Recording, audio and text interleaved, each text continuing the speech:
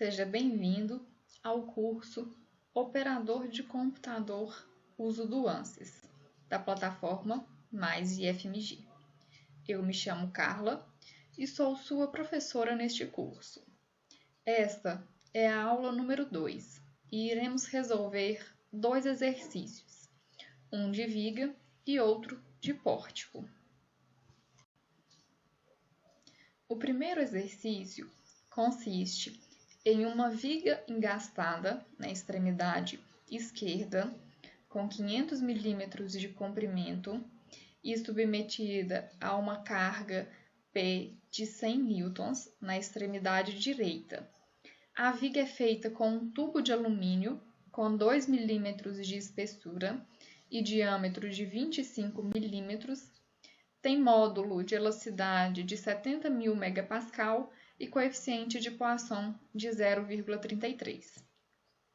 Conforme visto na semana anterior, para desenvolver um problema no ANSYS, é necessário seguir 3 etapas: pré-processamento, processamento e pós-processamento. Na primeira etapa, no pré-processamento, devemos definir o tipo de elemento. Nesse exemplo, o elemento é o pipe 288 ou tubo 288. Esse elemento ele é adequado para analisar estruturas de tubos delgados a moderadamente grossos.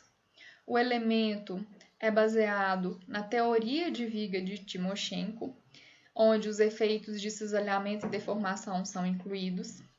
O pipe 288 é um elemento de tubo linear, quadrático ou cúbico de 2 nós em 3D. O elemento tem 6 graus de liberdade em cada nó. As translações nas direções x, y e z e rotações nas direções x, y e z. O elemento é adequado para aplicações lineares, de grande rotação e ou de grande deformação. Para mais informações sobre o elemento, consulte o help do ANSYS. Devemos ainda definir os pontos, que são as 2 extremidades e a linha que forma a viga. Após isso, devemos definir a seção transversal. Para o elemento pipe, nós devemos definir o diâmetro e a espessura, definir o material, nesse caso é o alumínio. Para análise linear elástica, devemos definir o módulo de elasticidade e o coeficiente de Poisson. Definir a malha. Nesse exemplo, nós vamos definir o tamanho dos elementos da malha. A gente poderia definir o número de divisões, ou seja, um número de elementos dessa malha também. Após isso, nós partiremos para a segunda etapa, que é a etapa de solução, que é a parte de processamento. Nela, vamos definir o tipo de análise. Nesse caso, vamos fazer uma análise estática, definir as restrições, que são as condições de contorno. Nesse caso, nós temos um engaste na extremidade esquerda, que possui todas as translações e rotações impedidas. Devemos aplicar a carga, que é de 100 newtons, na direção Y, de cima para baixo, ou seja, é uma carga que a gente deve inserir negativa na extremidade direita e resolver o problema. Na terceira etapa, no pós-processamento, nós podemos obter os resultados de deformação, deslocamento e reações de apoio.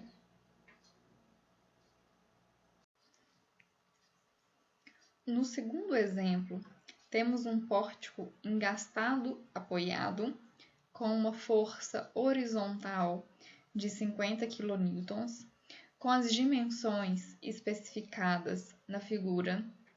Neste exercício, iremos calcular as reações de apoio e as forças nas barras e ainda gerar os gráficos de força axial, força cortante, momento fletor e tensão axial. Na primeira etapa, pré-processamento, iremos definir o tipo de elemento. Nesse caso, é um elemento de viga, o BIM 188. O BIM 188 é adequado para analisar estruturas de vigas delgadas a moderadamente grossas.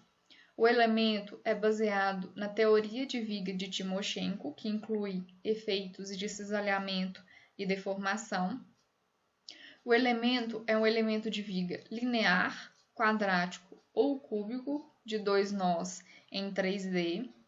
Ele tem 6 graus de liberdade em cada nó, sendo 3 translações e 3 rotações nas direções x, y e z. Após isso, devemos definir os pontos e as linhas que formam o pórtico, definir a seção transversal. Nesse caso, é um perfil I com as dimensões dadas na figura. Definir o material, que para análise linear elástica devemos fornecer o módulo de elasticidade e o coeficiente de Poisson. Definir a malha. Neste exemplo, iremos definir o número de divisões, ou seja, o número de elementos nas linhas que formam o pórtico.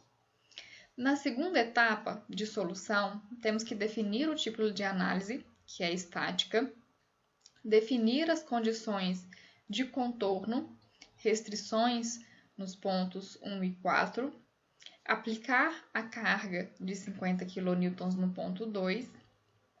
Com todos esses parâmetros definidos, a gente pode pedir para o ANSYS resolver o problema. Na terceira etapa de pós-processamento, nós iremos fazer os diagramas de força axial e cortante, momento e tensão axial. Nesse caso, é necessário criar uma tabela de elementos para traçar esses gráficos. Isso é demonstrado na apostila e para mais informações, consulte o HELP. Desejo a vocês bons estudos!